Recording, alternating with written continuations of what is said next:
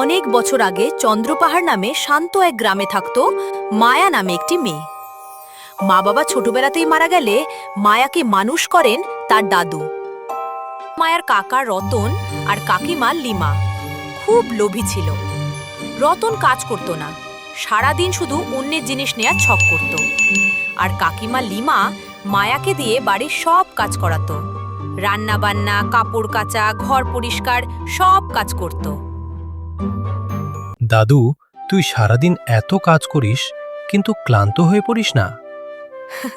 না দাদু, তোমাকে পেয়ে তো আমি সবসময় খুশি থাকি। মায়া প্রতিদিন বিকেলে ছাগল চড়াতো আর কাঠ কুড়াতে জঙ্গলে যেত।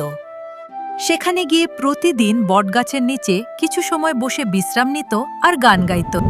একদিন বিকেলে কালো মেঘে আকাশ ঢেকে গেল। মায়া ছাগলগুলোকে ডাকতে ডাকতে বটগাছের কাছে গেল। হঠাৎ বটগাছের গোড়ায় একটি গর্ত দেখতে পেলে।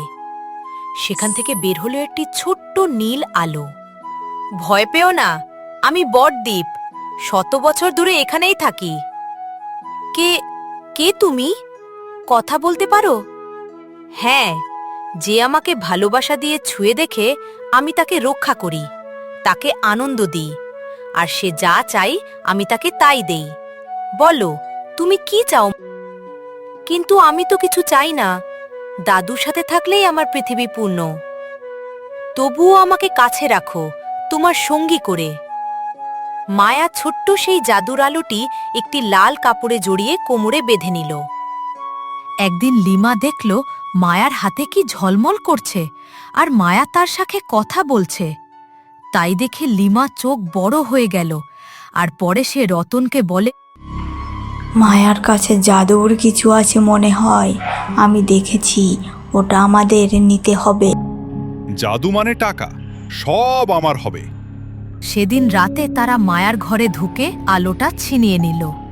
তোমরা কি চাও বলো আমাকে, আমি তোমাকে তাই দিব। টাকা, অনেক টাকা। আর নতুন সোনার গয়না চাই। মাটির ঘর ভর্তি হয়ে গেল টাকা আর গয়নায়।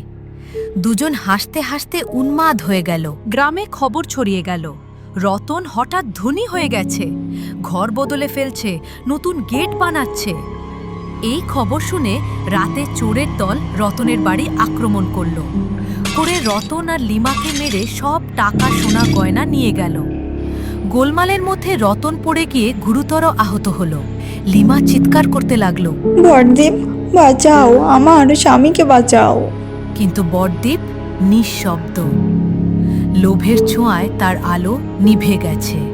লিমা দৌড়ে গিয়ে মায়াকে ডাকলো আর বলল, মায়া, তুই তোর কাকাকে বাঁচা, তুই ছাড়া বড়দ্বীপ জাগবে না। মায়া ছুটে এসে কাকাকে অচেতন দেখে কেঁদে ফেলল। বড়দ্বীপ, তুমি আমার বন্ধু, প্লিজ আমার কাকাকে বাঁচাও। আমি কিছুই চাই না, শুধু আমার কাকার প্রাণটা ফিরিয়ে দাও। ধীরে ধীরে জাদুর আলো আবার জ্বলে উঠল। বড়দ্বীপ রতনের গায়ে নরম আলো ছড়ালে আর রতন চোখ খুলল। মায়া, আমাদের লোভই এই সর্বনাশ করলো। রতন মাথা নিচু করে বসে রইল, কিছু বলতে পারল না। মনে রেখো, লোভ আলো নিভিয়ে দেয়, আর ভালোবাসা আলো জ্বালায়। তুমি আবার আমার সঙ্গে মাঠে চলো বড়দ্বীপ। চল, আজ রাতে গল্প করব, তুমি গান গাবে, আমি আলো ছড়াবো। মায়া, একটুখানি আমাকেও তোর গান শোনা। আচ্ছা দাদু, শোনো।